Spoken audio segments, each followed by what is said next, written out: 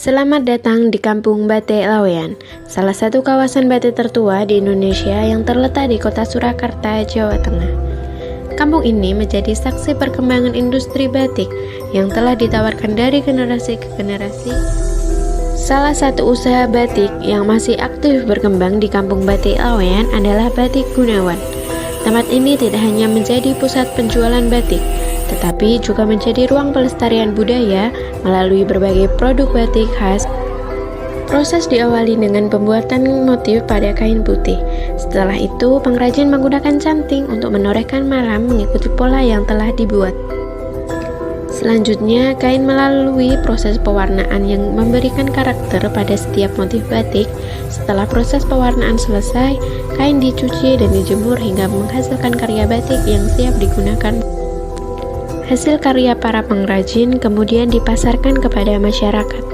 Beragam motif dan warna batik tersedia untuk memenuhi kebutuhan serta selera pelanggan. Setiap pilihan batik tidak hanya menawarkan keindahan visual, tetapi juga mengandung nilai budaya yang menjadi ciri khas. Kemudian peran Bapak di batik ini sebagai kalau di kampung Kauman ya saya sebagai warga saja. Kalau jadi ini di Kauman ini kan ada, karena menjadi kampung batik karena kita dulu mencanangkan kampung wisata batik Kauman dengan kita punya wadah organisasi namanya Paguyuban Kampung Wisata Batik Kauman. Nah kalau kami di situ sebagai pengurus salah satu. Di Paguyuban generasi kami ini termasuk ikut yang dari awal mendirikan lah gitu. Kalau untuk Paguyubannya sendiri itu dari tahun berapa? Tahun 2006. Ya, ini sudah 20 tahun. Sejak kapan Bapak mengenal atau terlibat dalam kegiatan di Kampung Batik? Ya dari awal. Jadi kami pengurus yang saat ini itu salah satu memang yang mencetuskan dan mengangkat potensi Kauman ini dan memberi identitas sebagai kampung wisata batik Kauman. Kalau dari sejarahnya, Kauman ini punya sejarah industri batik, punya sejarah pengusaha batik banyak. Itu terlihat dari bukti-bukti rumah-rumah itu besar, bagus dan lain sebagainya itu karena itu dari hasil kejayaan batik. Kemudian hampir di penelitian kami dulu hampir 90% lebih itu semua di Kauman itu punya usaha batik. Jadi kalau ada yang bangun rumah ketika bikin fondasi atau ada bekas industri batik, berarti memang dulu. Nah itu perhitungan kami dulu sampai hampir 90%, mungkin lebih ya. Nah cuman makanya ketika tahun 2006 kita melihat potensi itu, kita mengangkat core-nya batik itu karena Kauman memang tidak bisa dipungkiri adalah tempat para pengusaha batik dan itu masih ada sampai tahun 2006 itu tidak terus hilang terus kita bangkit, enggak, masih ada.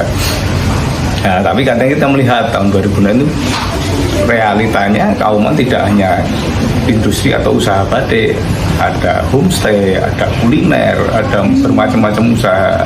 Dan itu juga ada usaha yang sejak zaman dulu yang kebetulan di Solo sudah ada kampung batik zaman itu. Kampung Batik Laweyan sudah ada yang dicanangkan pemerintah tahun 2005 atau 2004 atau sekitar itulah, sebelum kami sudah ada kampung batik. Tapi kami memberikan identitas kampung wisata batik Kauman. Bedanya kalau yang kampung batik itu memang program dicanangkan oleh pemerintah kota ketika itu. Nah kami ini bottom up dari kesadaran masyarakat sendiri, kemudian swadaya mengadakan acara memunculkan potensi dan identitas sehingga dilihat oleh pemerintah dan pemerintah mendukung ikut mencanangkan.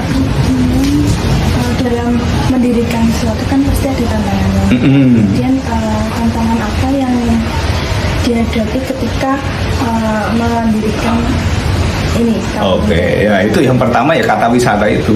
Kalau kata wisata sekarang seluruh Indonesia bisa menerima, generasi manapun bisa menerima. ketika kita awal mencanangkan kampung wisata Batik Kauman itu, terutama dari golongan sesepuh kita juga khawatir loh, Kauman itu kan tempatnya santri, tempatnya ulama, tempat kok jadi wisata itu gambaran dulu itu wisata itu hanya cuma dua, Bali sama Jogja gitu, terutama Bali. Jadi itu berarti wong Londo Dorene Karoan dan lain sebagainya kayak gitu. Oh tidak, justru dengan kita canangan sebagai kampung wisata itu akan mengangkat identitas Kauman. Ketika identitas Kaumannya tidak akan kita tinggalkan, dan itu yang akan kita jaga bahkan secara marketing.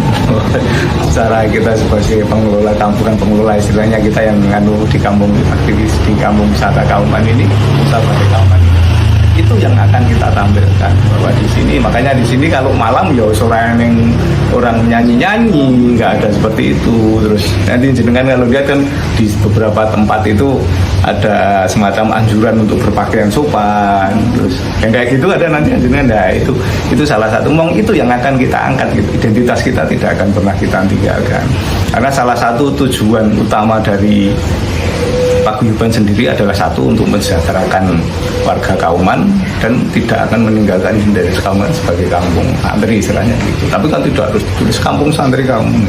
Sopo sing arep murah. Kampung santri, kecuali di sini ada kayak sosok hakim gitu kan.